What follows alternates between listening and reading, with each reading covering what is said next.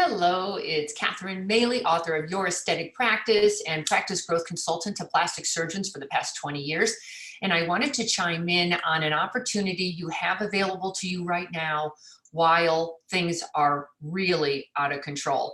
So I'm in Sausalito. They have had us homebound now for almost a week. There looks like it's until April 7th or who knows how long. And I know that is rolling out throughout the country. I know it happened in Houston and Beverly Hills and Philadelphia. So we might as well just deal with this. So I would like to recommend to plastic surgeons, if you're not already, please start offering free virtual consultations during this challenging time. And I'll tell you why you want to do that. Number one, this is a perfect opportunity to build your list of prospective cosmetic patients who are interested in your services. So once this all settles down, you've got a nice list to work from to follow up with. And number two, talk about a great way to reach new patients. I mean, think about it. Right now, we're all stuck at home. We're all online. The whole world has gone digital at this point. And quite frankly, even when this clears up, I think digital has just taken a massive step forward. So while things are slow, jump in, learn this. Don't be closed-minded about it. Learn this technology. It's not that bad. Like everything, it's awful when you first started, and then it gets better, and you're like, oh my God, why was I fighting it this whole time? But talk about a great opportunity when everybody's online, and now you're online offering free virtual consultations. You now have so many more prospective patients who know you, who know your name, who know you, and the goal is to develop a relationship with them now, so you can develop it further when we go live again. So here are a couple drawbacks for virtual consulting. Obviously, the technology. You have to keep in mind your technical skills versus your staff's versus your patients. Not everybody is 20 years old and they understand all of this like in their sleep. Some of us older people, we've had to learn it, but it's just like learning anything else. It's not easy at first and then it becomes easy. So, but you have to remember your patients aren't sure about all of this. Some of them, especially if you're into facial rejuvenation, and frankly, I would be going after the more mature patient at this point, at this moment, because when the economy tanks like it has in the past, you want to have the social economic group on your side that can hang with you and who can still afford your services. So keep that in mind. All I'm saying is keep it simple. So a lot of you use FaceTime. Now, obviously the problem there is not everybody has an iPhone. So you have to deal with that. And the screen is really small. I just find that you can do like some face-to-face. I don't know how you do body with it. It's limiting at best. And then some of you try to do Google Hangouts or Skype. I get that, but that's another one that's got some limitations. Both of those make you fill out an account. You have to start an account, and then they make you download some software. Well, if you put up those kind of gates for new prospective patients to get to know you, that can hurt you. So try to come up with something simple. I'm going to recommend you go with video conferencing, and I will tell you why. Video conferencing, such as Zoom.us or GoToWebinar, what I like about them is, number one, you can record those calls, and that's what you want to do. I think you want to record them, because when you go digital, things start getting very fluid, and I think you want a record of these things. And then you're going to say, well, it's not HIPAA compliant. Well, quite frankly, right now, HIPAA has been waived because the world is upside down. So I wouldn't worry about that at the moment. And all you have to do is say to the patient before you start, by the way, I'd like to record our call. Do you mind? Then you've got consent. So it's worth it. Now, what else I love about video conferencing, they also let you show your screen. I don't know if you've ever been on my webinars, but I can show my slides. You could show your website. You could show before and after photos. You could show testimonials if you wanted. You could write on your photos and show them. There's so much more you can do with your educational tools and conversing with a patient using visuals. So I really like that as well.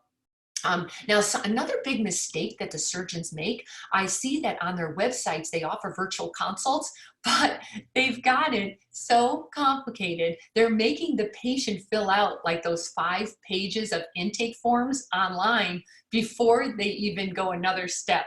That is not how you develop a relationship digitally. You go baby steps. So I'm going to tell you how I would do it if I were consulting with you. Here's what I would recommend.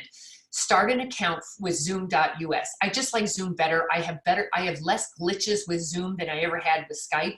So I use Zoom. It's $14.99 a month. It's not going to kill you. And it sets up an account, and you always have your own meeting ID.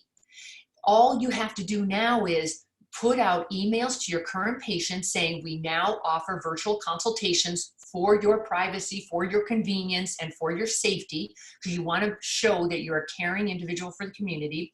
And then you can also do social posts, now offering virtual consultations. Both of those, the email and the post, go to one link. That link goes to one opt-in page, and all you're asking for is the person's name, cell phone, and email, period. It's a baby step, because now you're building your list of prospective patients. Now, and I'm sure most of you have a ton of overhead sitting at home right now, trying to keep the practice going. Make sure that staff is on top of that, and they have a cell phone that's alerting them, or a desktop or whatever, some apps that are alerting them that somebody wants a virtual consult. They want to reach out immediately via call, email, or text.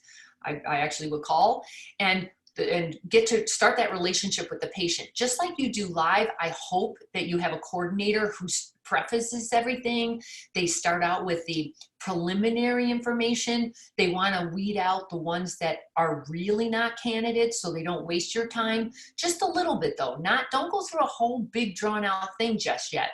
Now we're just looking at simple things. What kind of procedure are you looking for? Why? Give me a little rundown of the meds you're on, or your BMI somehow, the easy stuff. Then you just send them a welcome email with that Zoom link that you have. I think it's a 9-digit Zoom link. And you literally welcome them to your virtual consultation process, and then have photos in the email showing how you want the photos done. Like, you want this angle, this angle, this angle, this angle. Just show them exactly what you want. Now, here's the caveat. Let them do selfies on their cell phone, and let them text them to you on your practice phone. But then you're going to say, I don't want strangers knowing my cell phone number. Well, there's another technology called, we use line2.com, and it just gives you a phone number that lays over your real cell phone number, so nobody can see it, but you get to use your own cell phone for business and for personal, but it stays separate. Then it's time for the coordinator now she's bonded a bit, she understands the patient better, she knows a little of their history, their medical history, and now she sets up a call with you, the surgeon. For you, the surgeon, I would get on the phone and I would be very pleasant. Hello, great to meet you digitally, or virtually. And I would tell them how much time you have set aside to work with them or to meet with them, whether it be 15, 20, 30 minutes. I wouldn't go longer than 30. I even think 15 or 20 is plenty. And all you're going to do is listen to what they want. And then you can offer some recommendations. You can also do those educational tools I talked about. Show them your website, or show them other patients just like them who got a great result. But here's a caveat. I would always, in your writing, say, my recommendations are based on the photographs sitting in front of me. I cannot give you my final recommendation until I see you in person. Just always leave yourself an out there, because in person is quite different than virtual, because you're missing that human contact and you really have to meet somebody. So that covers you for that.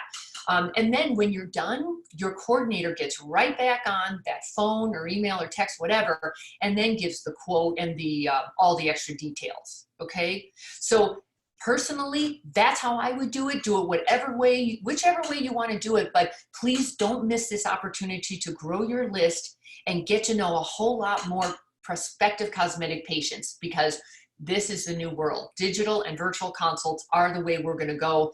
And I can see that becoming a very big deal for us. So might as well do it now. Okay, I hope that helps. If you need any help, DM me or go to my website, catherinemaley.com, and leave me a message. Good luck and hang in there. We'll get through this.